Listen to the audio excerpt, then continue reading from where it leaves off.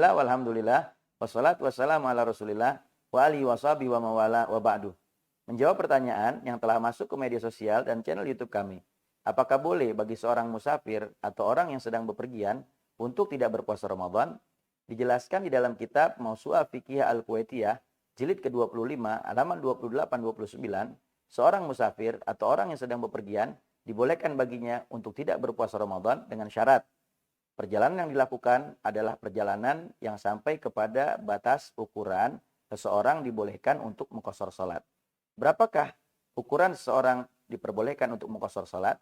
Menurut pendapat Al-Imam Syafi'i, Al-Imam Hambali, Al-Imam Maliki radhiyallahu anhum ajmain, batas ukuran seseorang dibolehkan untuk mengqashar salat adalah apabila seseorang melakukan perjalanan sejauh 4 burud menurut hitungan Arab atau sama dengan 16 farsakh sesuai dengan hadis riwayat Imam Baihaqi yang datang daripada sahabat Abdullah bin Umar dan sahabat Abdullah ibn Abbas.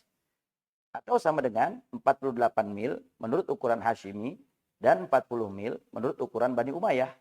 Dan bila dikonversikan ke kilometer, maka batas ukuran seseorang dibolehkan mengqashar salat sama dengan 85 kilometer.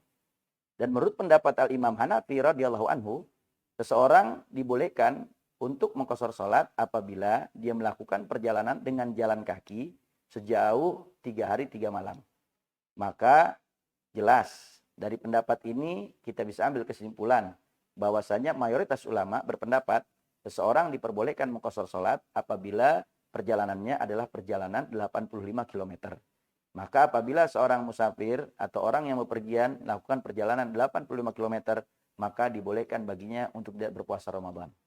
Lalu syarat berikutnya, hendaknya perjalanan yang dilakukan adalah safaran mubahan, perjalanan yang boleh di dalam syariat Allah Subhanahu wa taala. Bukan perjalanan yang melanggar syariat, bukan perjalanan yang haram seperti perjalanan yang bertujuan untuk melakukan kemaksiatan. Maka apabila perjalanannya bertujuan untuk melakukan kemaksiatan, maka tidak dibolehkan baginya untuk tidak berpuasa Ramadan. Lalu syarat berikutnya, hendaknya perjalanan yang dilakukan pada malam hari sebelum terbitnya fajar atau sebelum masuknya waktu subuh, dan sebelum masuknya waktu fajar dia telah melewati batas wilayahnya. Adapun dalam hal ini batas wilayah yang dimaksud menurut konteks Indonesia adalah kelurahan.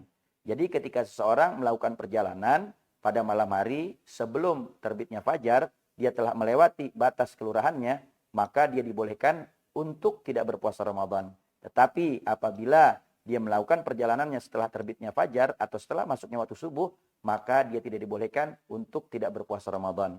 Dan dia tetap wajib untuk berpuasa Ramadan.